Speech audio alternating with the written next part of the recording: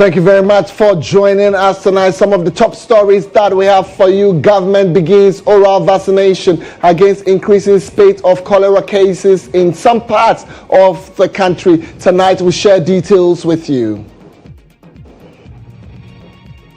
Also coming up tonight, Greater Accra Regional Minister Titus Glover warns hawkers against turning newly inaugurated Obechabi Lamte interchange into a selling point as President commissions second phase of the facility.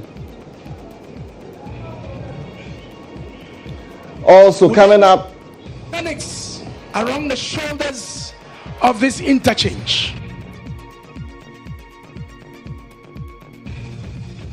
Also coming up tonight on Election Hub, we shall delve into the manifesto promises on social policies by the two lead political parties, and that's the NDC and the MPP.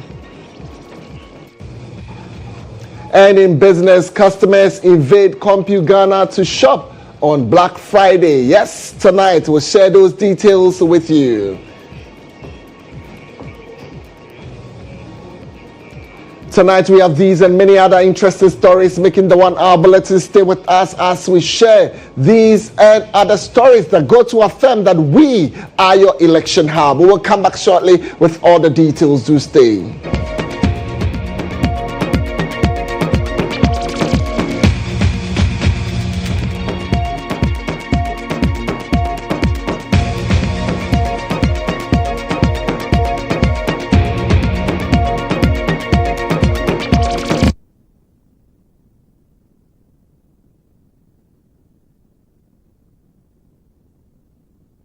My name is Kweku. Thank you very much for choosing GHOne TV tonight. Let's start with health, as the Ghana Health Service has officially launched the first phase of a nationwide oral cholera vaccine campaign, a critical step in combating the recurring cholera outbreak in the country. Well, my colleague Mary Apia has more in the following report.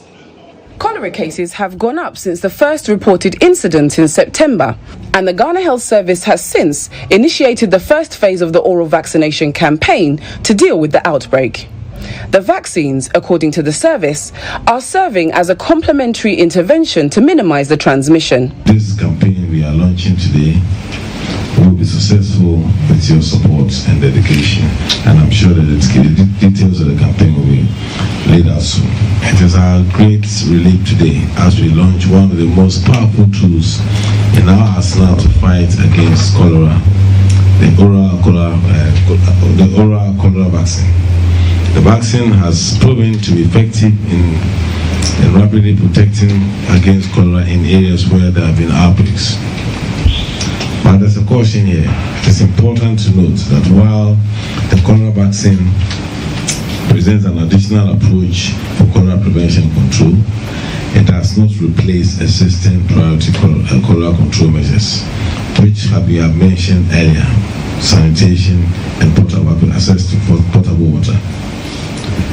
The vaccine is most effective when combined with improved sanitation and hygiene practices such as frequent washing of hands. The first phase is expected to start on Saturday, October 30, 2024, in the Owutu Senya East District and 3 other districts, which are home to hotspots, and will target 150,000 persons aged 2 years and above.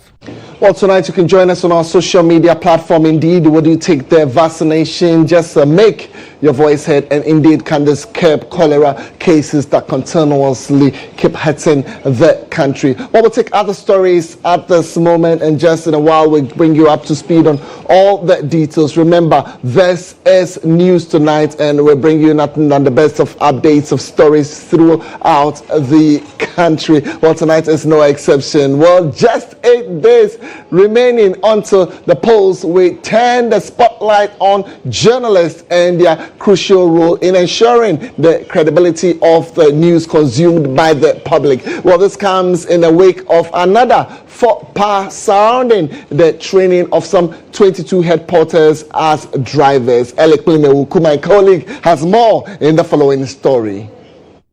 Cheers erupted for the 22 young women who received certificates for completing their training as certified bus drivers, part of the government's National Entrepreneurship and Innovation Program, under which the Kayaye Empowerment Program falls. On Wednesday, 27th November 2024, Vice President Dr. Mahamudu Bawumia launched 10 electric buses in Accra, with a newly trained Kayaye set to drive them. Also, we thought, until the identity of one of the drivers under the program came under scrutiny. This is your driver. I'm highly privileged to be your driver. Thank you for this opportunity. See, one such success story featured a young woman driving Vice President Bawumia during the pilot phase of the electric bus project. She was introduced as a former Kayayo, a head porter who had received training through the initiative. But before government could bask in the praise, social media users quickly pointed out the discrepancy. The driver, identified as Mary Lalako Agboli, was not trained by the government under this program. In fact, she had been working as a driver for the Ayalolo Bus Rapid Transit System for 6 years. In addition to highlighting this inconsistency, social media users raised concerns about the short period of time the women had spent acquiring their D&E licenses. These questions remain unanswered by the government, even as the conversation continues to gain traction online. Well, tonight, just like we'd always talk about, we would want you to join us on social media on any of the stories that we're bringing to you. But tell someone it's time for Facts Check. And let's speak to my very long time friend, Rabiu Al-Hassan, Managing Editor of Ghana Facts News Fact Checking and Verification Platform. Rabiu, a very good evening. Thank you very much for joining us. So what do you think contributes to journalists repeatedly falling for government's propaganda? Thank you very much for having me. I think the problem with misinformation and disinformation is not just a Ghana thing. Globally, when you look at the World Economic Forum, they've issued a report called the Global Risk Report, which basically has said the world is confronted with the top risk of misinformation and disinformation in the next 2 years. So I think it's not a Ghana problem. Just would have to wake up with all hands on deck to help deal with the problem. Well, I know the guys who are supposed to be gatekeeping, and that is the journalists, you and I would want to find out from you tonight, how would you rate the fact-checking amongst journalists, especially in Ghana? Have you seen any improvements within the period? It's a quite complicated question you've just asked. On one hand, in Ghana, we have 3 ISCN verified fact-checking organizations operating in country, as compared to only, I think, less than 10 operating on the continent. So on that side of things, you might say we are not doing too badly, considering we have 3 ISCN, and I mean International Fact-Checking Network, verified fact-checking organizations operating in the country. But on the other hand, when you pay attention to the kinds of information disorder we are seeing trickle from online sources onto offline platforms, and particularly here mainstream media platforms, then you would have to be worried. But you would also have to say that in the last 5 years, these ISCN verified fact-checking organizations have done quite well trying to build the capacities of journalists in mainstream media platforms. We've seen several, I think in excess of 30 media organizations have successfully set up fact-checking decks doing some work, some credible work. So it's a mixed bag. We are seeing some good work being done by IFCN verified fact-checking organizations, but the problem still persists, and it would mean that a lot more would have to be done to help deal with the situation. Well, you are with Ghana Facts. Now, going forward, how do we provide credible news in a timely manner, seeing that we are constantly racing against time? And Rabiu, I asked this question with the proximity of election, December's election, very close. So here again, I would want to highlight an incredible effort that we put in together. And here I'm talking about the fact-checking organizations operating in Ghana, with Fact-Based West Africa operating the Ghana Fact Project, the MFWA operating the Fact-Check Ghana Project, and CJID leading the Dubawa Project. We've all decided to collapse our newsrooms into one, and to make sure that we leverage on the same resources we operate on collaboratively. Beyond that, we are working with mainstream media organizations spread across the 16 regions of the country. Already more than 100 have expressed interest in collaborating with us. Okay. So we are expecting that they help us in identifying claims. We work together to produce fact checks, and they publish on their content in local languages to ensure we reach the kinds of people who would want to get to with verified information. So there is that. We know credible fact-checking organizations are putting in more resources to invest in fact-checking desks in their newsroom. That and more would have to be done. Beyond just the media putting in place structures, the public would also have to be sensitized to be able to see through suspicious content, false information, and understand that there is that effort by stakeholders.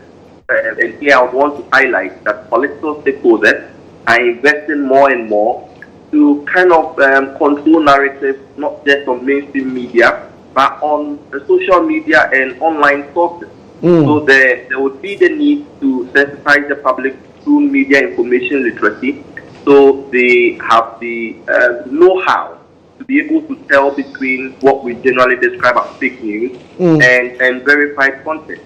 So there is a need to do that to ensure we sanitize the information environment. Thank you so much, Rabiu, for joining us tonight, Ghana Facts. And he says we're collaborating with all the media houses in the country. If you have anything you're not too sure about and you need it fact-checked, you can always reach out to them, and they would ensure that they support you, get to the nitty-gritty of it. Well, hawkers have been warned against turning the newly inaugurated, I'm talking about the Obechebi Lamte interchange, into a space for selling their wares. Well, this warning follows an incident where some hawkers started selling under the Flower Port interchange a few days after it was inaugurated by President Nana Addo Dankwa Akufo-Addo. Well, there's more in the following report.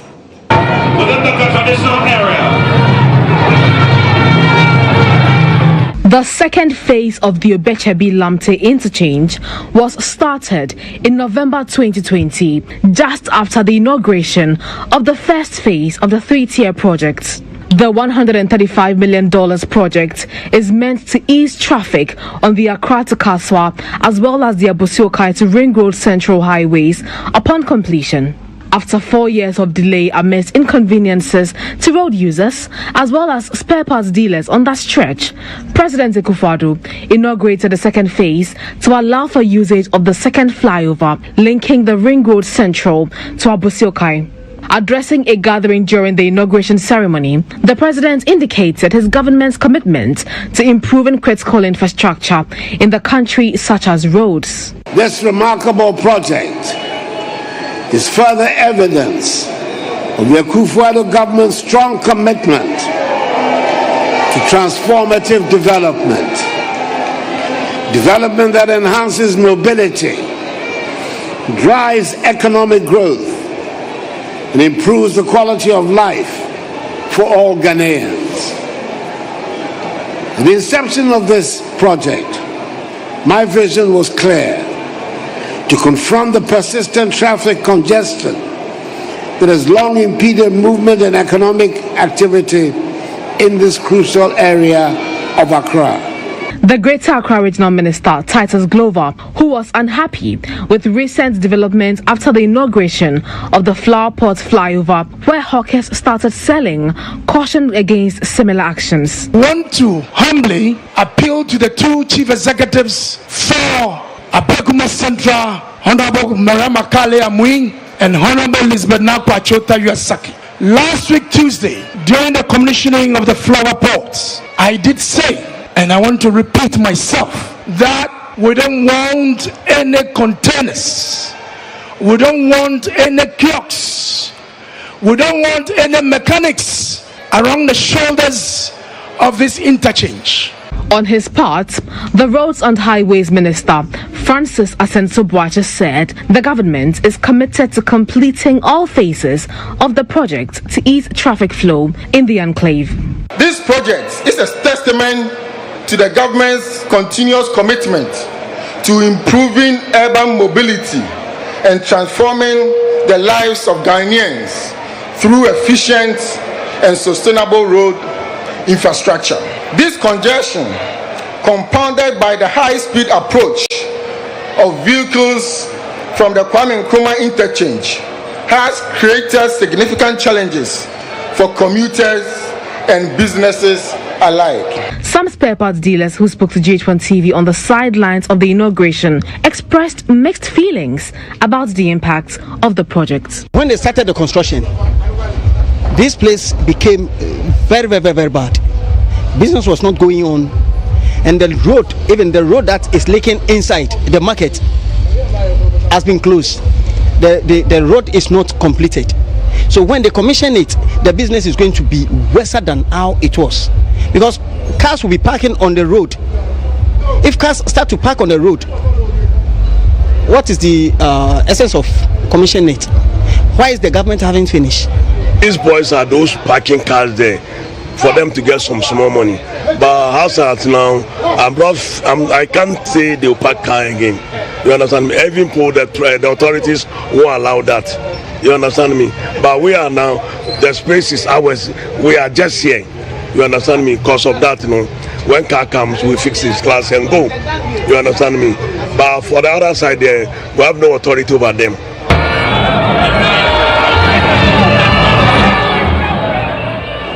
If you're just joining us, this is News Tonight on GHOne TV. It's now time for us to bring you all the top-notch political stories that you are looking forward to. This is your election hub.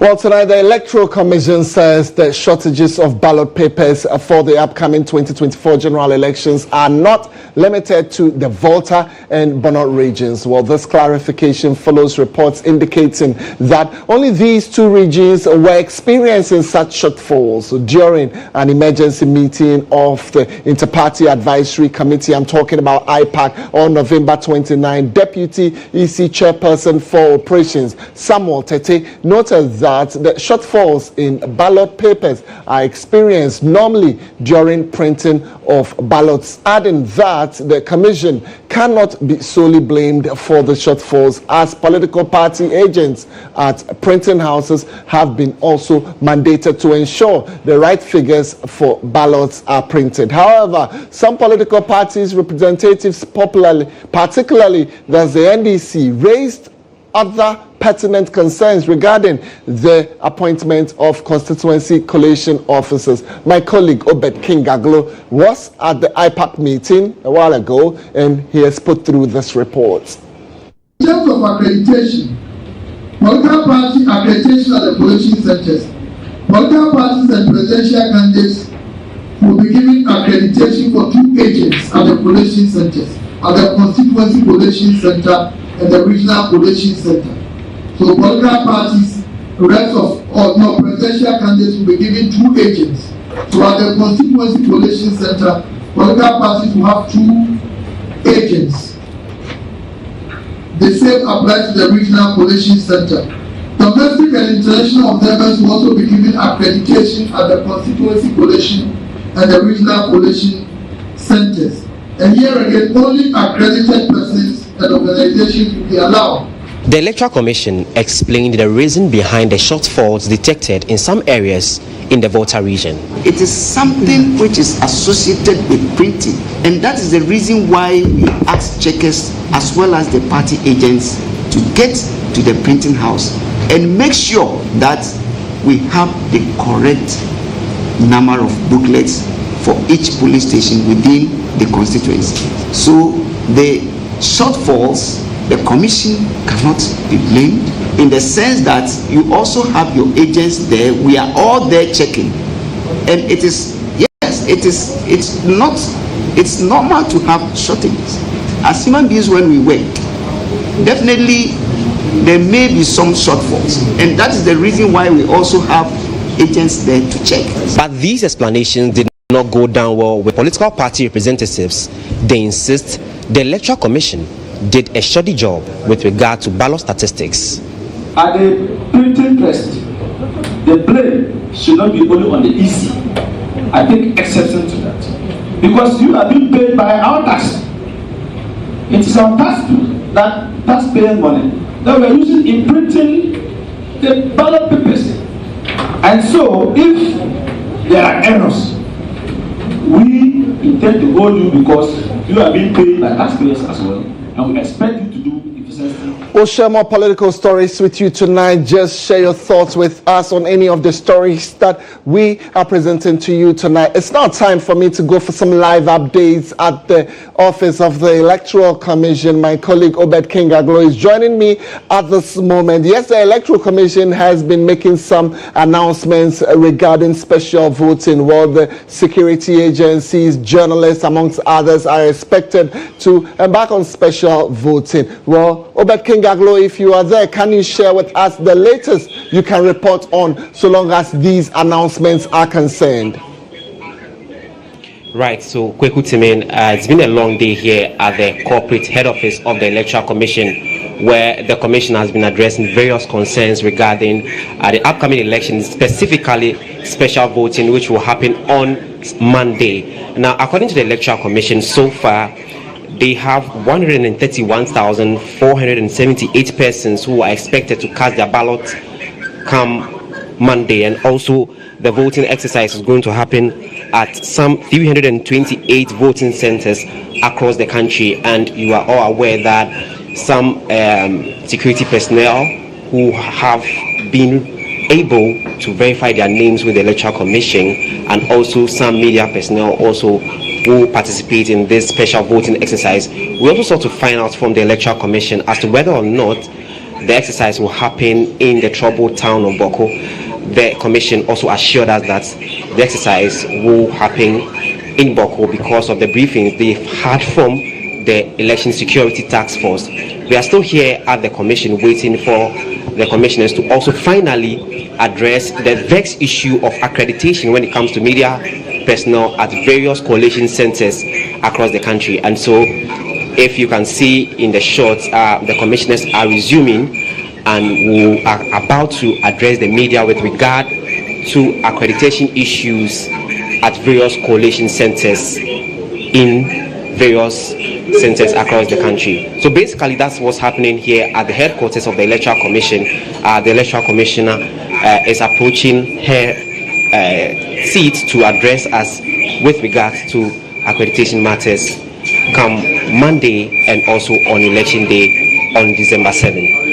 All right, Obed Kingaglo will allow you to carry on with activities as the officials are resuming their seat. Later on, we'll be bringing you all the updates that you are looking forward to. But for now, let's just stay with the EC. As chairperson of the Electoral Commission, GHOne Mensah has assured Ghanaians and particularly people in Boko that the special voting experience will take place in Boko.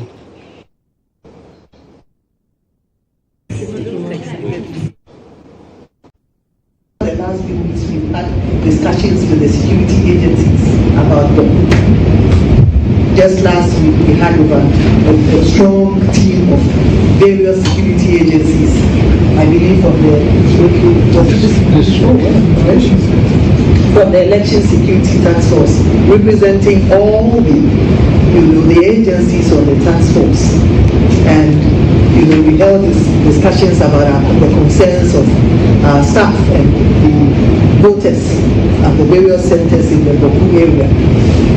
I'm pleased to assure you or inform you that we received assurance from the security agencies that they were well prepared and that they were confident that the elections in Kweku will go on peacefully. In that respect, the special voting will take place in Kweku come Monday, the 2nd of December, 2024.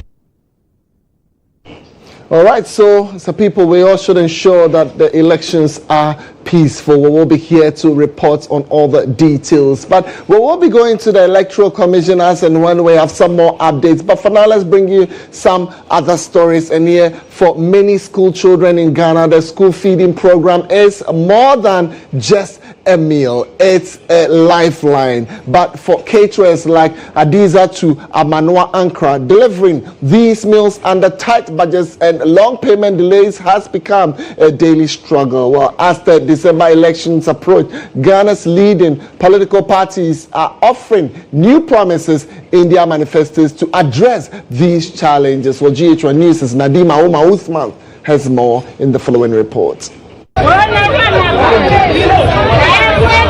Adiza to Amenia Ankara has been part of the school feeding program for 12 years.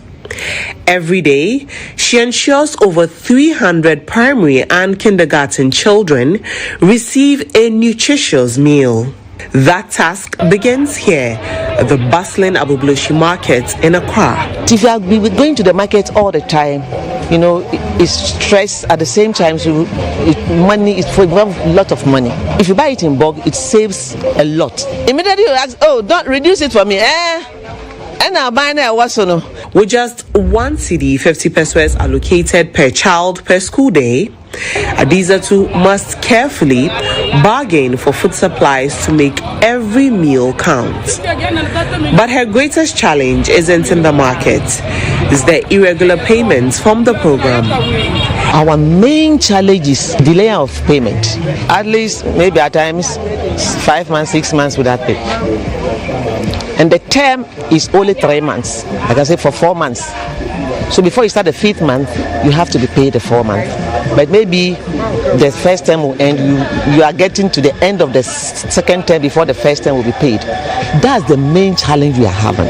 Civil society groups say the issue goes beyond delayed payments, pointing to a broader lack of political will to sustain and improve social protection programs like the school feeding. As the December elections draw near, both the New Patriotic Party and the National Democratic Congress are offering competing solutions. All right, so just like we'd always assure you, as and when it breaks, we are first to present it to you. We're going back to the Electoral Commission, where the commissioner is addressing media on accreditation issues. Let's listen to her. Indeed, the memo was well intended in that it aimed at ensuring that at the very minimum there was going to be adequate media coverage in all our collation centers.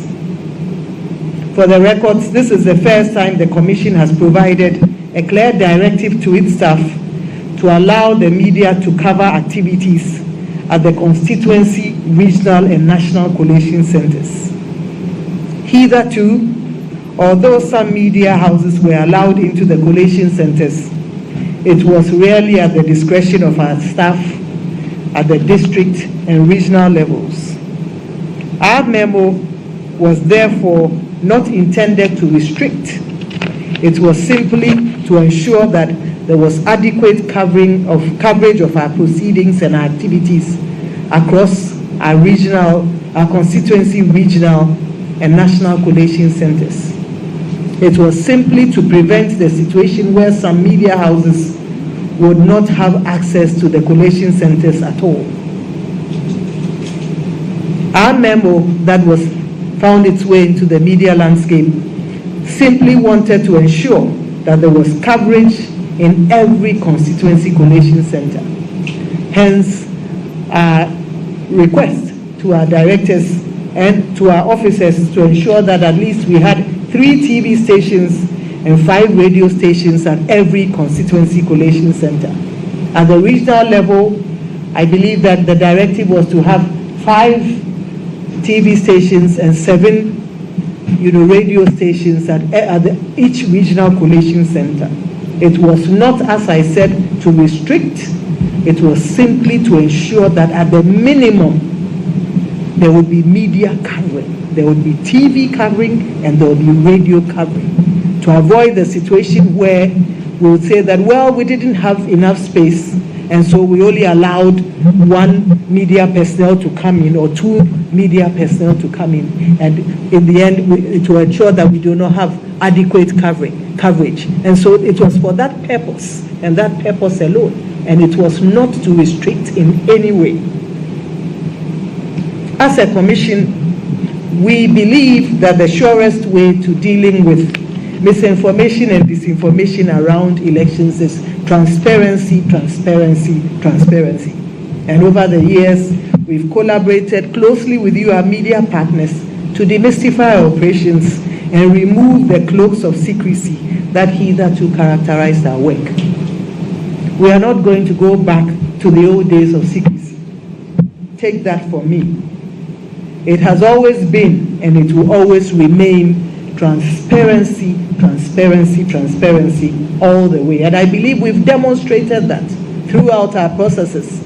And over the last few years, we've worked with you along every step of the way and allowed all our media partners access to cover every important aspect of our electoral process. It is not at this point, when we have reached the most crucial, that is election day, that we will close the door on you.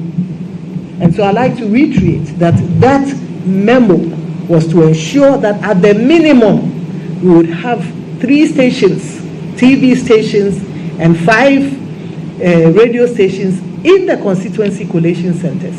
And at the regional level, we would have 5 TV stations and 7 radio stations at the minimum. So I think it's important that we make this, we set the record straight. As I mentioned, we are not going back to the old days of secrecy.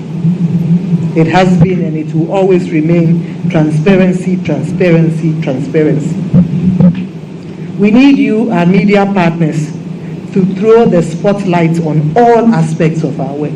Without your lenses and without your pens, in between there would have misinformation and disinformation, and it will not augur well for us. So we require you, more than anything else, to ensure that your cameras, your lenses, your pens are working on election day, and that the truth, the evidence, the facts are laid bare for every Ghanaian to see. It is for that reason that in 2020, for the first time in our history, we waived the accreditation fee for all media houses to enable them to have access to all our polling stations nationwide.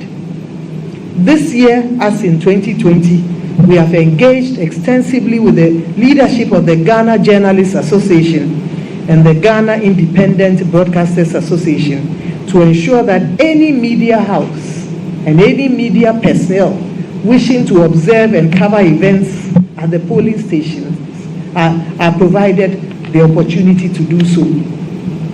Over the last few weeks, we have worked with both institutions to ensure that EC Chairperson GHOne Mensah, that this was live. We are there. We'll bring you all the details. So yes, just keep your channel right here fixated on GHOne TV. We will be bringing you all the updates. But for now, let's do other stories. Now we're just 8 days to December polls. Let's just take a listen to some fun moments on who is making more sense with their policies.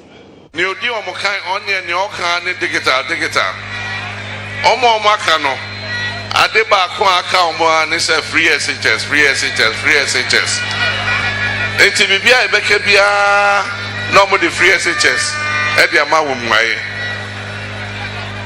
e de ne be ye enti bia pagya kokoo ikwe adwuma no free SHS e de ne be ya ebetimi aso galamsey ano na say yensuo ni ye kwae free SHS. And then ebeya honchire free and crop also free SHS. And then ebeya drive for ejuma betumpon na petrol bo aba from free SHS. Oman penyin dada baye.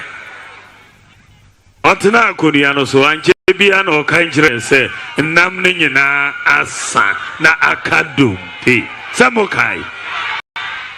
Dompeninti na chalk was school na a problem.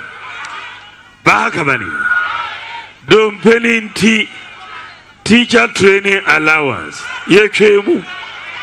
Dompeninti nursing training allowance. Yechemu. Why are you running away from economy? Because you were brought in to fix the economy. The economy is in a terrible state. Just answer the 5 questions I have asked you on behalf of the people of Ghana. Simple. Many economic problems can be solved with digitalization, but many people didn't quite understand it. They thought I was abandoning economics to go and do digitalization. Canceling projects, reviewing projects, that is not a policy.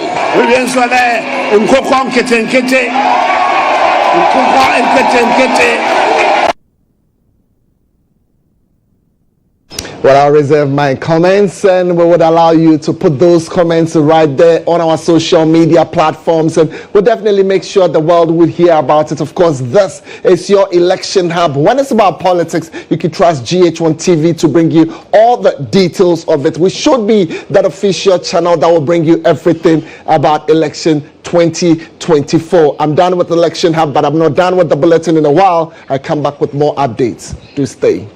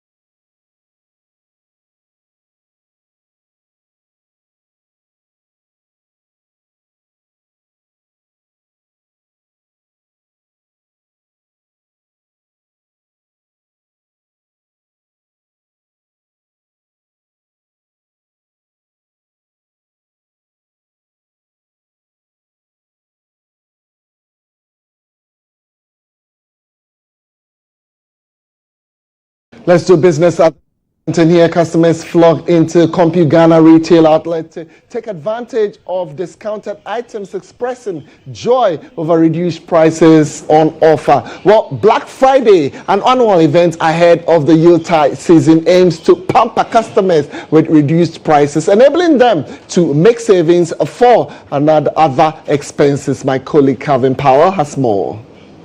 Black Friday, typically observed on the last Friday of November each year, marks the beginning of Christmas shopping. CompuGhana ensured that its cherished customers had the best experience of the season.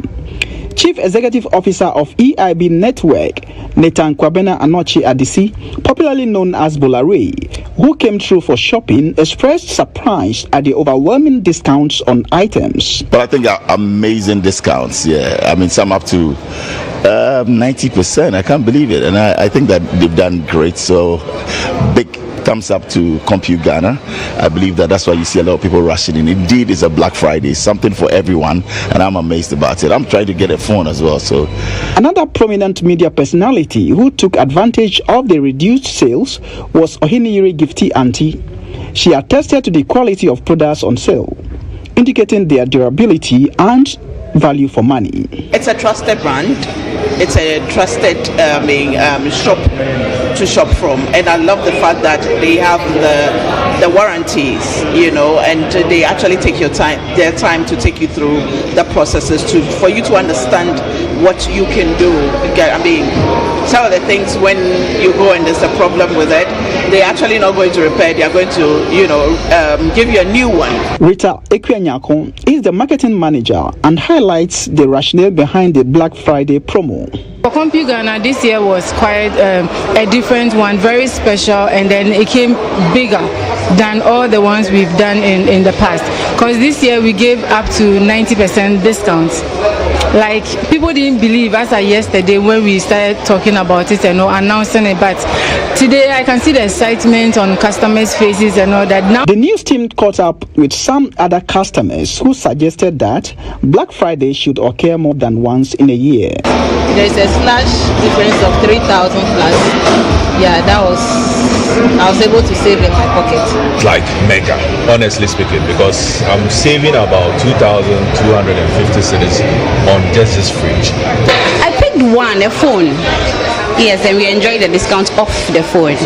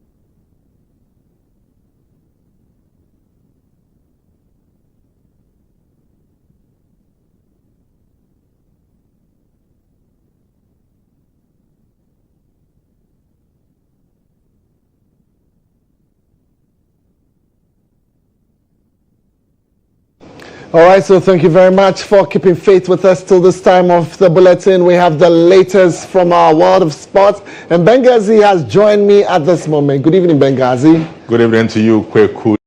And of course, Coach Otoado says he accepts blame for the poor performance of the Black Stars. You have news on that, plus some other stories coming up in sports, but that will be after this.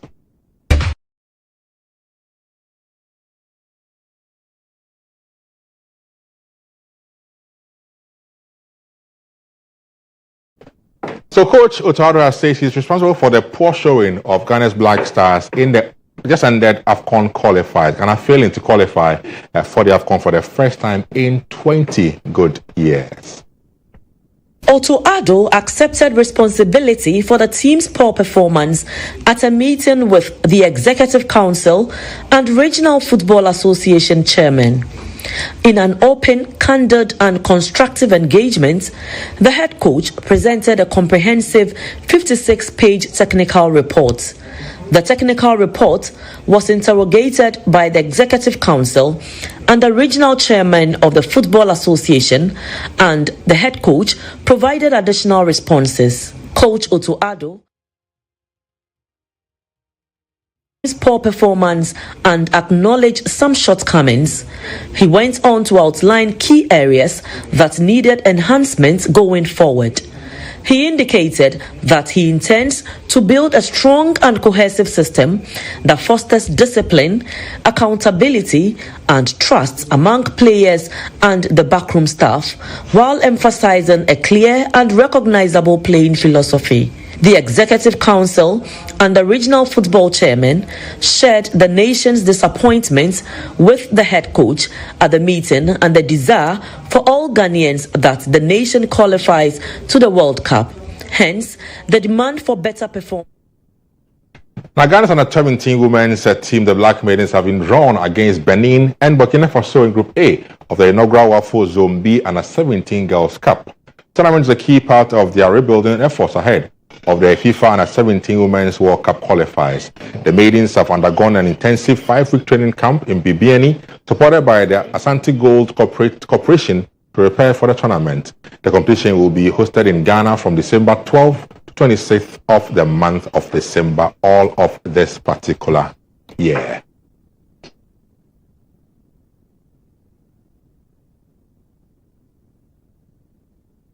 And that's it for Sports. Talk to Kweku for the rest of the bulletin. Well, Benghazi, thank you very much for sharing all those updates with us. Otuado, taking full responsibility. Well, I'm taking full responsibility for whatever transpired tonight on the bulletin. I'm trusting that you had a great time. We're coming back tomorrow with some more updates. But if it comes to election, definitely you know the outlet to look out for. Tonight, let me leave you with information, education, and entertainment. It's right here on GHOne TV. Just don't miss this channel. Enjoy the rest of your evening. On behalf of the entire production team, we salute you.